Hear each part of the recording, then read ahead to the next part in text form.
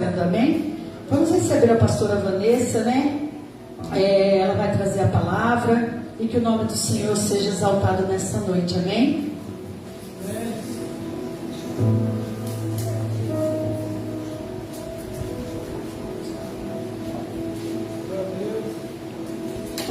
Graças a Deus, boa noite, igreja, graça e paz a todos, amém? Amém. Nossa, que é meio fraquinho, tem mais que 2 pessoas aqui. Graça e paz, igreja. Boa noite, igreja. Boa noite, amém. Vocês estão bem? Estão firmes e fortes aí? Para a glória do Senhor? Amém, Jesus. Antes de dar início aqui à palavra, eu gostaria de relembrá-los, amém?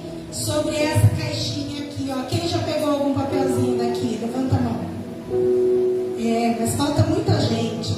Vem um jovem aqui, fazendo um favor. Essa caixinha aqui é a caixinha da mensagem do amor. Vem 2 jovens aqui, fazendo um favor.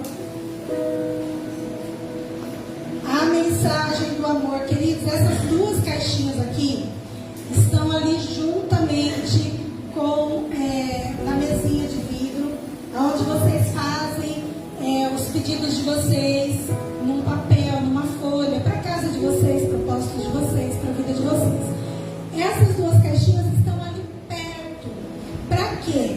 Você vai pegar o papelzinho dali, já tem caneta ali, vai escrever uma mensagem de amor, uma mensagem de fé, uma mensagem de esperança para jovens, amém? Aí você pega o papelzinho, escreve, deixa a sua mensagem, deixa ali o seu nome, coloca um versículo da Bíblia e coloca nessa caixinha aqui, porque amanhã eu vou estar levando lá para a escola e cada adolescente da escola, de alguma sala, vai receber a sua mensagem, amém? Você vai estar falando da maior mensagem que o mundo pode transmitir, que é a mensagem de Jesus Cristo, a mensagem do amor, o Evangelho que traz a paz para as nossas vidas, amém? Então, deixa o Espírito Santo de Deus te usar. Pastor, eu posso escrever mais que um? Claro, 10, 3, 4, mas se você escrever pelo menos um, você já vai estar nos ajudando a evangelizar aquele ambiente onde nós estamos, amém? Então, a Vi vai passar, dá um para cada um já, Vi, se depois alguém quiser, pega mais lá, já escreve e deposita ali na caixinha a hora que você terminar o culto, amém? Não vai escrever agora, só pega o papelzinho e a hora que terminar o culto, não vai embora sem deixar uma mensagem para algum jovem e tenha plena certeza, queridos, que aquilo que Deus usar você para transmitir, né, aparentemente é um simples pedaço de papel, mas que pode causar algo terrível, terrivelmente lindo no coração de algum jovem, amém? Alguma palavra que você colocar ali pode transformar a vida de um jovem, e não somente de um jovem, de uma casa inteira, e para não se dizer de uma cidade, de uma nação, amém? Porque um jovem que sair dali convertido através de uma palavra, ele pode ser um anunciante do reino de Deus, e aí só Deus sabe o que Deus pode fazer através de um jovem que aceita Cristo Jesus, amém? Só para edificar vocês, eu já contei várias vezes sobre essa moça, que eu trabalhava com uma moça, e ela se chamava Roseli, e na época eu era jovenzinha, né? Tinha ali meus 16, 17 anos, e eu trabalhava com ela numa fábrica de calçados. E pensa numa moça boca suja. Se ela estiver me vendo, ela vai lembrar, porque ela concorda comigo até hoje. Ela falava um palavrão, e eu ali naquele primeiro amor, conhecendo Jesus, eu já conhecia, mas estava voltando para Cristo, e ali apaixonada por almas, apaixonada por vidas, eu queria sair ganhando almas para todo lado, e aí Deus me coloca numa fábrica onde justamente eu tinha que trabalhar com ela o dia inteiro, do ladinho assim, ó, e cada sapato que vinha errado, cada borrão que vinha no sapato, cada conserto que tinha né, na finalização ali do sapato, e ela xingava o dia inteiro, e eu queria cantar louvor o dia inteiro. Eu pregava para mim mesma, né, o dia inteiro, que eu ficava lembrando dos versículos, das pregações da missionária, dos pastores, e ali era um glória a Deus misturado com palavrão, né? Enfim, e aí eu falava da igreja para ela. Eu falava, e às vezes eu repreendia ela, falando: nossa, para que falar tudo isso, né? Sua boca é muito suja, Jesus não gosta dessas coisas. E repreendia ela muitas vezes, né? E aí é que ela ficava brava, né? Porque o pessoal que não entende quem é Cristo, o amor do Senhor, eles não gostam de ser repreendidos porque eles não têm o entendimento. E ela ficava brava comigo, me chamava de crentinha e algumas coisas nesse sentido. E aí um dia eu orando por ela em casa, o Senhor me repreendeu. O Senhor disse para mim que eu só olhava para ela com um olhar de crítica, né? E que eu tinha que talvez mudar a minha forma de lidar com ela, para que assim a palavra abrandasse o coração dela, e ao invés de enfurecer, porque a forma com que eu agia enfurecia ainda mais. E aí um dia a gente estava lá e ela, né, se encadeou lá a falar palavrão e tal, e revoltada com a vida, e uns propósitos meio estranhos. E aí o Espírito Santo ministrou no meu coração, porque eu comecei a falar: Deus, então como é que eu vou falar de forma branda, né? De forma sensível, que não atinja ela? E aí o Senhor disse ao meu coração: só diga para ela que eu a amo. E aí eu virei para ela assim, ela rajou aquele palavrão, e eu falei: olha aqui para mim. Aí, o que você quer? Ela olhou para mim, aí eu olhei bem dentro do olho dela e falei assim: Jesus te ama. Ela começou a chorar.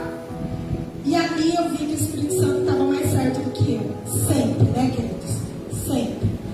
E aí eu tive a oportunidade, ela foi dando abertura, né? Fui descobrindo ali o meio que Jesus queria que eu lidasse com ela. Porque com cada um a gente vai ter que lidar de uma forma, né? Porque cada ser é único. E ali, com muito amor e muito carinho, levei ela para a igreja, ela aceitou Jesus, se batizou, hoje ela é pastora lá em Assis. Ela foi pastora aqui e depois foi Avaré, né? Avaré. Valeu. Avaré, tudo com A. Assis, Avaré, né? Lá em Avaré, tá ganhando alma lá. E de lá, só Deus sabe para onde ela vai. E de lá, ela pode ganhar alguém que vai além ainda do que ela foi. Eu nunca saí de Jaú para formar pastores, para ganhar almas para fora, mas ela está lá. E de lá só Deus é que sabe aonde essa palavra transformadora que transformou a vida dela, só Deus sabe onde que vai. Então, queridos, esse papelzinho aí que você vai escrever, só Deus sabe para onde vai. Amém? Não deixe de fazer em nome de Jesus. E é um pouco sobre isso que eu queria falar com vocês hoje. Sobre o que nós podemos fazer sobre as nossas decisões. Hoje eu decidi, queridos, acordei e falei: eu estou protelando, mas hoje, depois de bastante tempo, eu vou faxinar o meu quarto e vou mudar o quarto. E aí eu tomei a decisão, fui lá. O pastor ainda meio que, né, porque foi bem na hora que ele chegou, ele queria descansar. Eu falei: não, é rapidinho, eu preciso fazer. Porque eu tinha acordado com a decisão de que eu ia faxinar o quarto, e de que eu ia mudar o quarto, de que eu ia limpar os cantos, e porque fazia muito tempo que eu estava protelando essa faxina, e hoje eu decidi firmemente no coração de fazer isso. Alguém aqui decidiu, no começo do ano, fazer regime? Ninguém?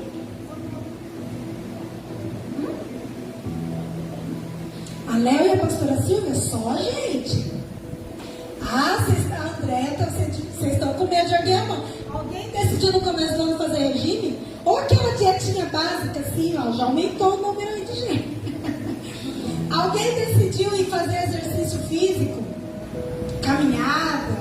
Tem, a dona Cida está fazendo, né? Todo dia, né? Eu ainda não tomei essa decisão, não. Estou querendo, mas ainda não tomei. Queridos, decisões na vida da gente, elas são essenciais.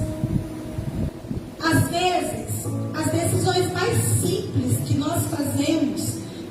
da gente são as decisões que de alguma maneira vão transformar as nossas vidas.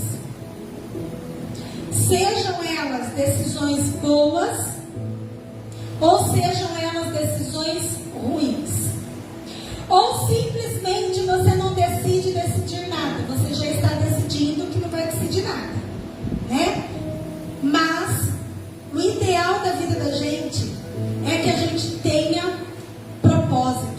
E não somente os nossos propósitos.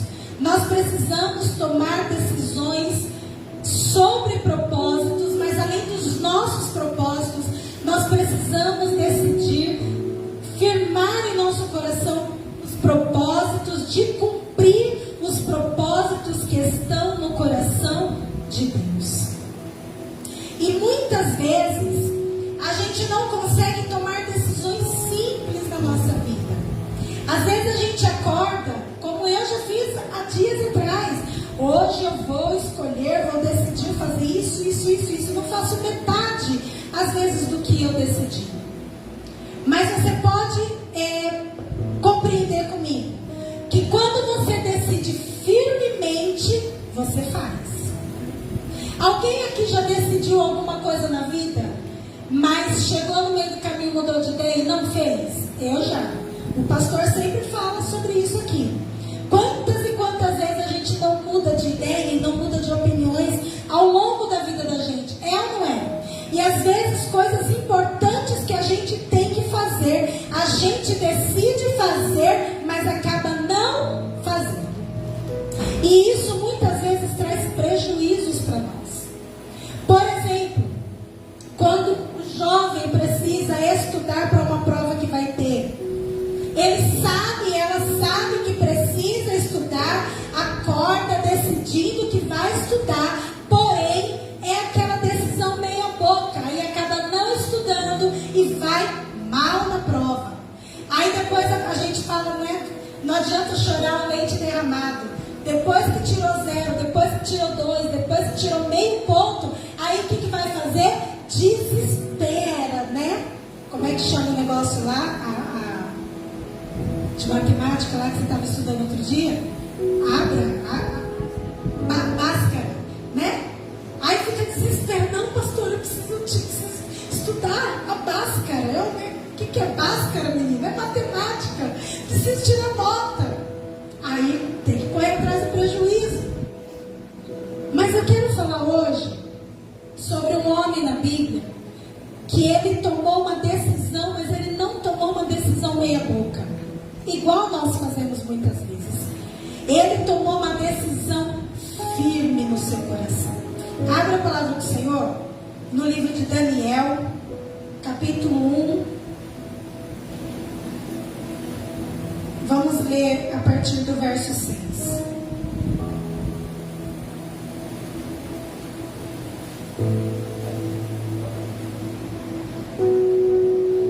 O que é decisão? Decisão é firmeza, é algo concreto. Decisão é determinação. Quando nós decidimos, mas não temos determinação, a gente não decidiu. A gente simplesmente escolhe no meio termo e não vai para lugar nenhum. Mas quando nós decidimos firmemente, nós temos um objetivo, um propósito. E diz, Daniel 1, a partir do verso 6. E entre eles se achavam 2 filhos de Judá, Daniel, Ananias, Misael e Azarias.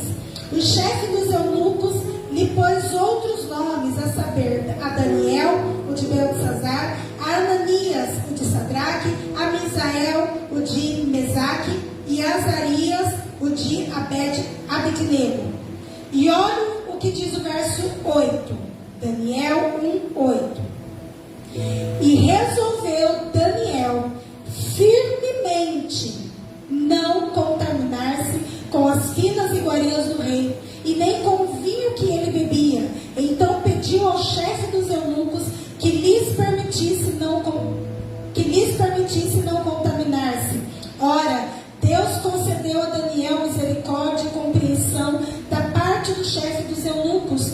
E disse o chefe dos eunucos a Daniel: tenho medo do meu senhor, o rei, que determinou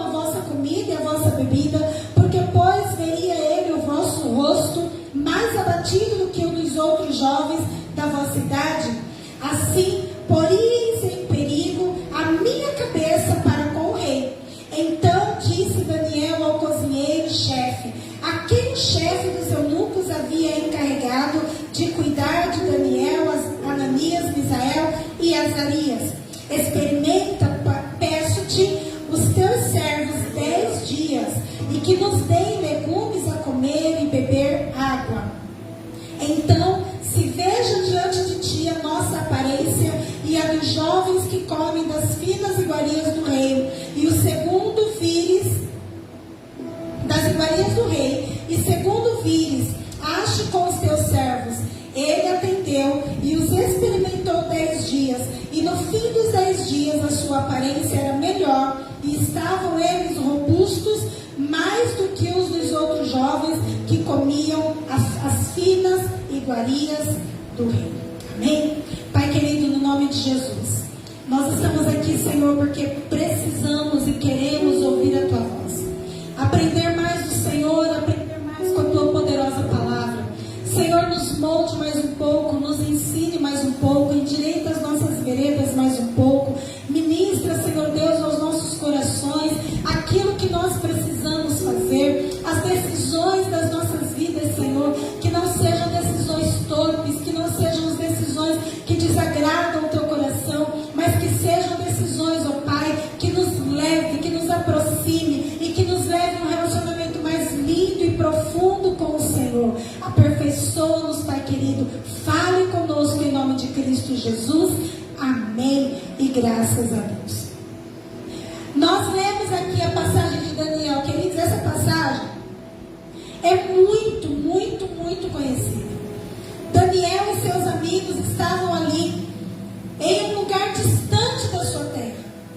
Daniel era um jovem, um adolescente, que aonde ele estava, junto com a sua família, no berço, né, onde ele nasceu, inserido, ele aprendeu da palavra do Senhor, ele servia ao Deus de Israel.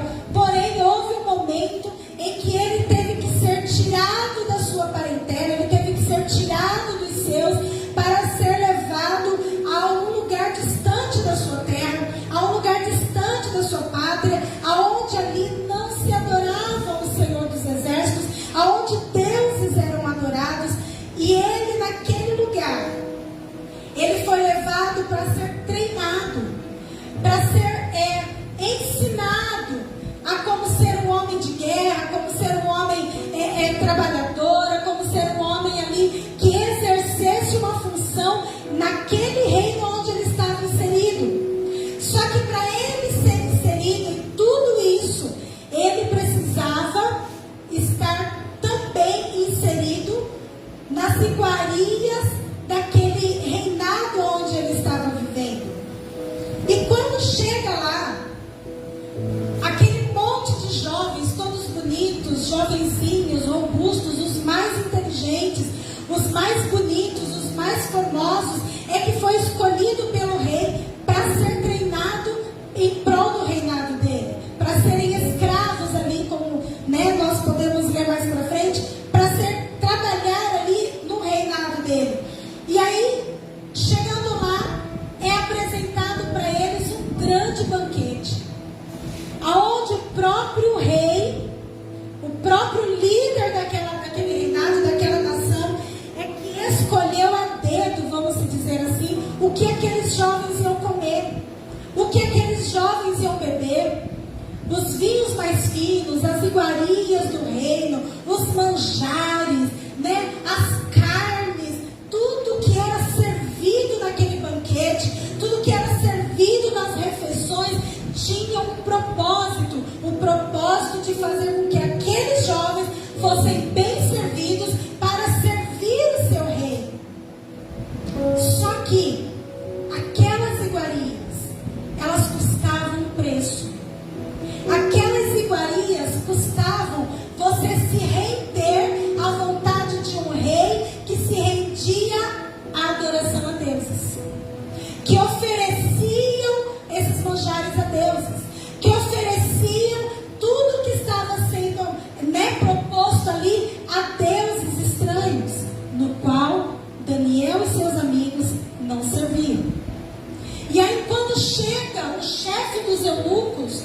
nós lemos aqui, ele chega para aqueles jovens e fala assim: olha, todo esse manjar que está aqui é para vocês, o rei que escolheu a dedo, pensando em vocês. Então vocês vão se fartar, vocês vão comer, vocês vão ficar os mais belos de todo lugar da nossa redondeza aqui. As melhores iguarias estão para vocês.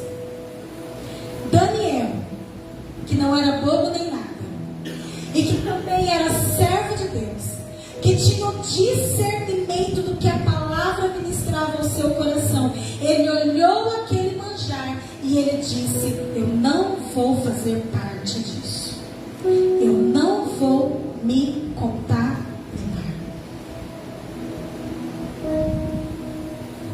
E aí o que a palavra diz? Resolveu Daniel firmemente em seu coração em não contaminar-se. Agora vamos trazer para a nossa realidade de hoje. Quantas vezes a gente encontra cristãos, servos de Deus, ouve a palavra, igual Daniel ouviu na casa dele, com a família dele, com os pais dele, ensinado desde pequeno a não se contaminar. E ele guardou aquilo no coração.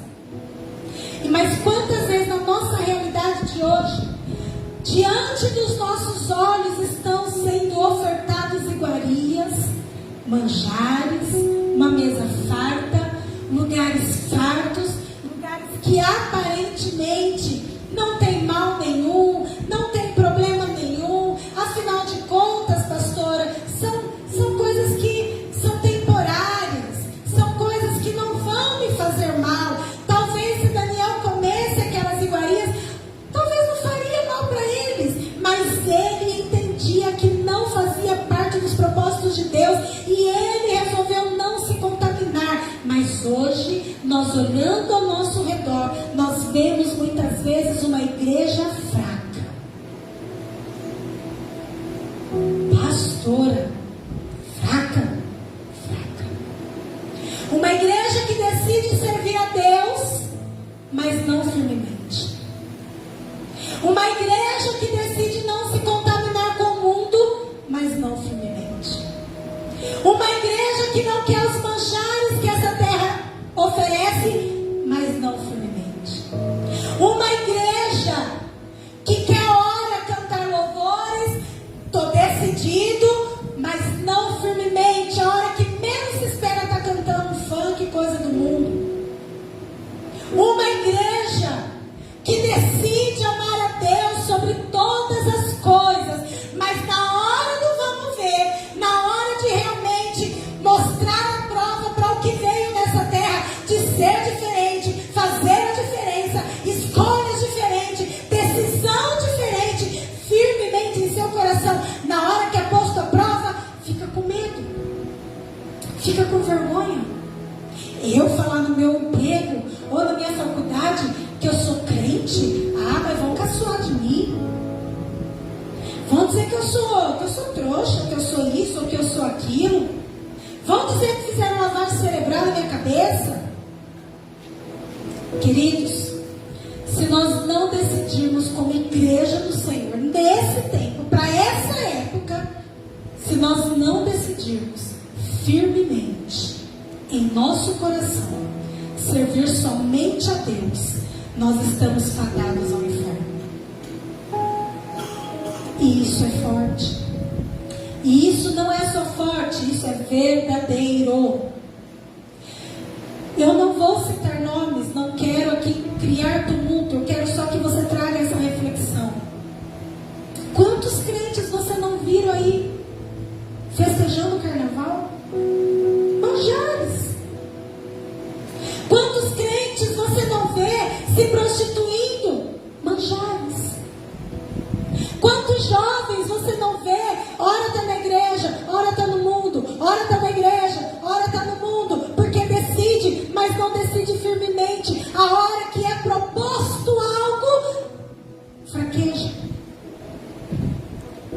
A sua escolha hoje, a sua decisão hoje, a minha escolha e a minha decisão como igreja Senhor, se não for firmemente, nós corremos o grande risco de padecermos no inferno. Sabe por quê? Essa palavra é forte e é dura, mas é necessário. Porque a própria Bíblia diz que o diabo, ele vem para matar. Você consegue concluir o resto? E destruir. O diabo, ele não tem outra função na nossa vida, a não ser roubar a nossa paz, roubar a nossa alegria, roubar a nossa família, roubar a intimidade com Deus, roubar o aprofundamento da palavra, roubar aquilo que o Senhor conquistou para nós na cruz. Roubar, matar e, se preciso for, literalmente, e por fim, a destruição. Tudo por quê? Porque nós estamos, sim, servindo a Deus, mas muitas vezes tomando decisões que vacilam. Tomando decisões, mas não decidindo firmemente no coração. E eu quero dizer para você, com o pecado a gente não barganha. Com o pecado não tem conversa. Com o pecado não tem blá blá blá. Do pecado nós fugimos. Dos manjares que são ofertados a nós nessa terra, nós não podemos braguejar, nós não podemos ali ter meio termo. Hoje eu como, amanhã eu não como, hoje eu faço, amanhã eu não faço, porque Deus vai me perdoar. Sim, Deus é amor, Ele é perdão, Ele é misericórdia, Ele é graça, mas Ele também é justiça. Deus é justiça. E Davi dizia, e glórias a Deus por essa palavra, melhor é cair na mão do Deus vivo do que na mão dos homens. Porque quando nós decidimos coisas erradas nas nossas vidas, quando nós não decidimos firmemente no nosso coração fazer o que é reto, fazer o que é correto, pautado na palavra do Senhor, glória a Deus, a gente se achega ao Senhor, Ele nos perdoa, derrama uma porção de graça, de favor imerecido sobre as nossas vidas, e dos nossos pecados Ele não se lembra mais. Porém, diante dos homens, muitas vezes nós temos que prestar conta. Nós ficamos visados, nós somos observados a todo tempo. Eu, como esposa, como mãe, como pastora e como Vanessa, simplesmente pessoa, sou visada em todo tempo, simplesmente por dizer que sou de Cristo. Porque, querendo ou não, queridos, as pessoas e o mundo nos observam de modo diferente. Quando você chega num ambiente e você se declara cristão, você pode ter certeza, as pessoas vão esperar de você um posicionamento diferente. Posicionamento diferente. E se nós não decidimos nos posicionar diferentemente, ao contrário do que toda a humanidade ou o resto das pessoas se posicionam, nós seremos cobrados por isso. Seremos cobrados pelos homens, porque eles vão falar, mas você não é crente, né? E também seremos cobrados pelo Senhor. De tudo que nós façamos, de tudo que nós fizermos, seja de bom ou seja de mal, um dia nós prestaremos contas com o Senhor. Então é necessário nós decidirmos em nosso coração, firmemente, agradar somente ao Senhor.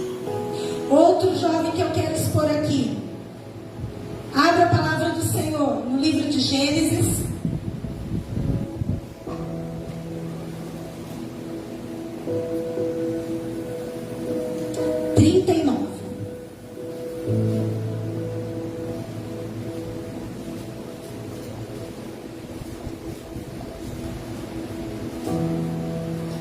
Gênesis 39,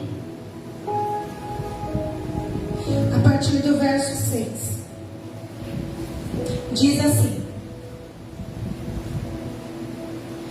Potifar tudo que tinha confiou às mãos de José, de maneira que, tendo por mordomo, de nada sabia, além do pão com que se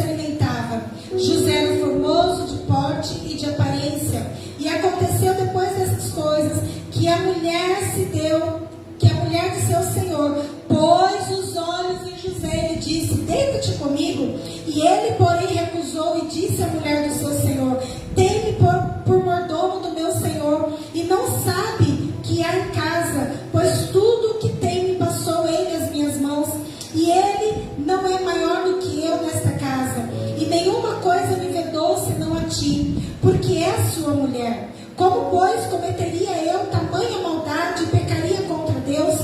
E falando ela a José todos os dias, e ele não lhe dando ouvidos para se deitar com ela e estar com ela, sucedeu que, certo dia, veio ele à casa para atender aos negócios, e ninguém dos que estavam se achava presente. Então ela se pegou pelas suas vestes e lhe disse: deita-te comigo. E ele, porém, deixando as vestes nas mãos dela, saiu fugindo para fora.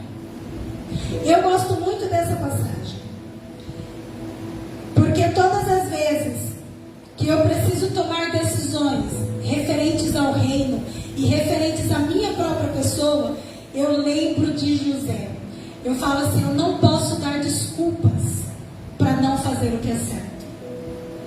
Muitas vezes nós damos desculpas, por exemplo, para não perdoar alguém, ou para não ser justo porque o outro não é justo, para não perdoar porque não foi eu quem feriu, fui ferido, fui machucado, fui magoado, né? Muitas vezes nós damos desculpas para cometer os erros, as falhas ou os pecados que nós cometemos. É ou não é? Ah, mas eu fiz isso porque me aconteceu isso, aquilo. Ah, mas eu fiz isso na empresa porque todo mundo faz, eu vou ser diferente. Ah, então, porque se eu fizer diferente, vão pegar no meu pé, vão achar que eu sou puxa-saco. José, ele poderia aqui, queridos, dar N desculpas para se deitar com a mulher de Potifar. Primeira desculpa: eu estava carente, Deus. Eu me deitei com ela porque os meus irmãos me venderam, né? Eu fui humilhado, sem dever, só porque eu contei o sonho. Eu fui, né? Me machucaram, estou aqui como escravo. Deus, eu estava carente, não tinha ninguém por perto. Então, por isso, ela olhou para mim, ela me deu carinho, e por isso eu caí. José poderia falar para Deus, né? Deus, eu caí no vacilo, porque não tinha ninguém em casa, ninguém ia ver. Olha o que diz o verso aqui 11. Sucedeu que certo dia veio ele à casa para atender os negócios, ou seja, coisa que ele fazia rotineiramente todos os dias, o trabalho dele.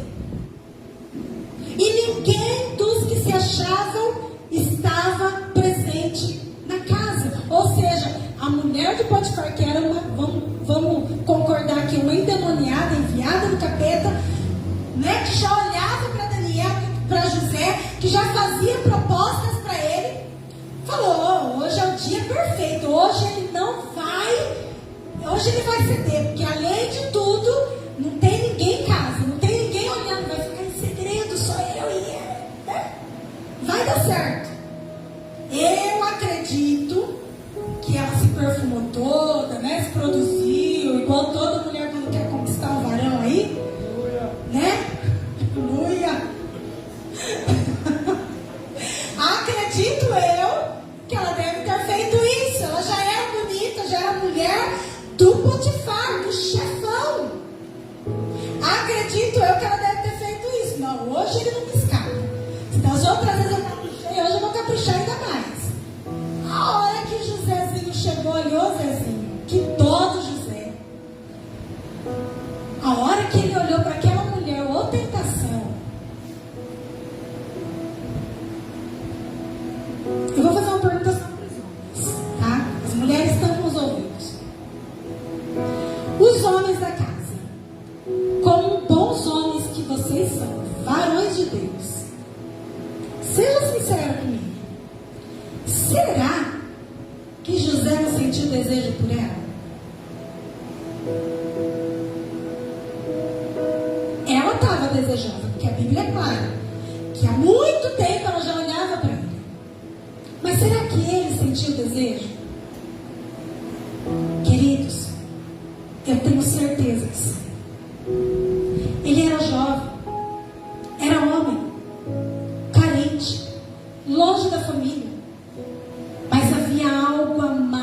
do que o desejo de homem carnal. Era o desejo de agradar ao Deus que ele servia. Porque a hora que aquela mulher toda, bonita, agarra ele, que ela disse: hoje você não escapa de mim, José. Agarra ele. Eu acho que ele estava ali com os nervos à flor da pele. Ele não tentou convencer ela naquele dia. Ele não tentou dizer para ela: olha, eu não posso. Queridos, ele não teve diálogo com a tentação. A hora que ela gruda nele, ele foge a ponto de deixar a sua roupa na mão dela. Fala para mim se esse homem não sentiu desejo por essa mulher. Claro que sentiu. Eu vou dizer para você o que a Bíblia diz: que nós não somos tentados. A gente não tem uma prova maior do que aquela que nós não podemos suportar. Muitas vezes nós caímos porque queremos cair, porque damos desculpa. Ah, Deus, eu fiz por isso. Ah, pai, eu fiz por aquilo, me perdoa. Agora Deus perdoa. Mas além do perdão de Deus, vem as consequências. Ah, pastora, mas José saiu correndo, a roupa dele ficou na mão dela e ainda assim ele foi para o calabouço. Mas ele foi justificado por Deus. Ainda que, diante da sua decisão de não barganhar com o pecado, de não barganhar com a tentação, mas de fugir, se ainda assim você for injuriado, se ainda assim falarem mal de você, se ainda assim diante dos homens você for injusticiado, não ter justiça diante dos homens, eu quero dizer para você que diante do reino de Deus você será totalmente justificado, porque a palavra do Senhor te justifica. Todas as coisas cooperam para o bem daqueles que amam a Deus e caminham segundo o seu propósito. Ainda que aparentemente a injustiça humana venha, a justiça de Deus, ela te cobre, ela te guarda. Porque se José tivesse caído em tentação com aquela mulher, toda uma nação teria padecido, toda uma nação teria morrido de fome, inclusive os seus irmãos e a sua família. Mas pela causa de Deus, ele foge do pecado. Pela causa do reino, ele decide no seu coração em não cair na tentação. Ele foge da tentação e por causa dessa decisão, ele foi honrado por Deus. E através dele, toda uma nação foi abençoada. E através dele, o perdão foi gerado no seu lar. Através dele, o nome do Senhor foi exaltado e glorificado em toda aquela etnia ali. As suas e as minhas decisões, quando estão pautadas no reino de Deus, ainda que na terra alguns possam fazer injustiça, nós seremos totalmente justificados por aquele que nos amou e nos escolheu. E as nossas decisões, a gente não tem que esperar chegar um momento grande para tomar as nossas decisões. Vira para o teu irmão e fala para ele ou para ela: seja fiel no pouco, que por muito o Senhor te colocará. E isso não é só na questão financeira não, queridos. Ah, eu vou ser fiel no dízimo, mas é só R$10. Seja fiel, que por muito o Senhor te colocará. Seja fiel no teu caráter, que por muito o Senhor te colocará. Seja fiel no teu ambiente de trabalho, porque por muito o Senhor te colocará. Seja fiel com teu esposo, com a tua esposa, naquilo que você vê na internet. É pouco, ninguém está vendo, mas seja fiel no pouco, porque no sobre muito o Senhor te colocará. Eu só sou o porteiro da igreja. Seja fiel no pouco, que por muito o Senhor te colocará. Nós precisamos aprender a tomarmos decisões firmes no nosso coração, de não nos contaminarmos, servir a Deus com a nossa fidelidade no pouco, no muito. O Senhor nos coloca em honra em nome de Jesus. Você pode se colocar de pé no teu lugar?